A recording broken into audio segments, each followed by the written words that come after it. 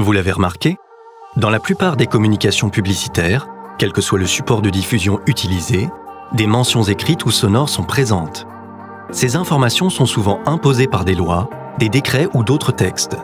Elles sont importantes pour le consommateur, qui doit pouvoir en prendre facilement connaissance dans la publicité. C'est pourquoi il existe une recommandation ARP, mention et renvoi. Elle est largement reconnue et citée en référence dans des textes réglementaires. Quand l'applique-t-on? Pour les mentions dites légales, c'est-à-dire les mentions imposées par un texte de droit, comme notamment pour les traductions des termes étrangers. Les mentions rectificatives, c'est-à-dire celles qui restreignent le sens d'une accroche ou d'une allégation publicitaire. Ou bien encore, les mentions informatives qui viennent expliquer par exemple la composition d'un produit ou qui précisent une information, ce qui est prévu par la recommandation Développement durable de l'ARP. Que dit la recommandation ARP, mention et renvoi? Elle fixe deux grands principes, lisibilité et intelligibilité. Quelles sont les règles générales de lisibilité? Règle numéro 1. Pour être lisible, une mention doit figurer à l'horizontale. C'est du bon sens. Règle numéro 2. La taille des caractères utilisés doit être suffisante, les lettres normalement espacées. Règle numéro 3. Le choix de la police de caractères est important. On évite donc les écritures trop compliquées ou de fantaisie, qui peuvent être illisibles ou augmenter le temps de lecture. Règle numéro 4. Le contraste. La couleur du texte doit être contrastée par rapport au fond ou au décor de la publicité. On évitera ainsi une couleur claire sur fond clair. Il ne faut pas hésiter à utiliser un bandeau matérialisé pour faciliter la lisibilité. Règle numéro 5.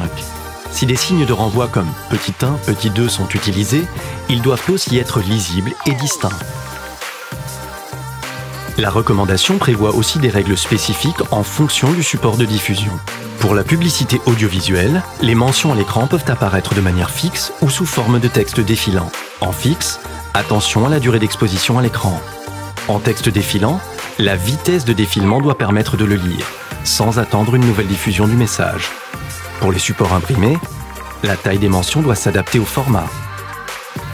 Et pour le digital, il faut tenir compte de la diversité des formats et de leurs spécificités. Il existe d'ailleurs des dispositions dans la recommandation ARP, communication publicitaire digitale. Il est possible, lorsque le format ou la technique ne permet pas d'inscrire toutes les mentions, d'en rendre directement accessibles certaines au premier clic ou au passage de la souris. En radio, les informations doivent être audibles. On évite donc le texte énoncé trop vite, le stretching ou encore l'accélération du débit vocal. L'intelligibilité est un autre grand principe. Mais qu'entend-on par intelligibilité? Cela veut dire que les mots choisis doivent être simples et sans ambiguïté, tout comme les structures de phrases, car la publicité doit être compréhensible par tous.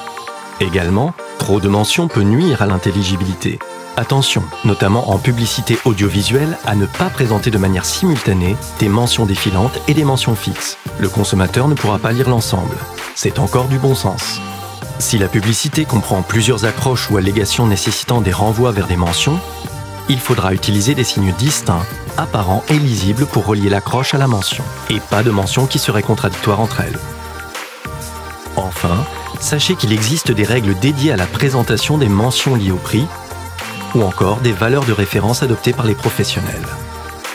Et bien sûr, il ne faut pas oublier que pour certains secteurs, produits ou services, des textes spécifiques énoncent des règles de présentation de mentions obligatoires ou des tailles de caractères ou encore l'utilisation d'un bandeau.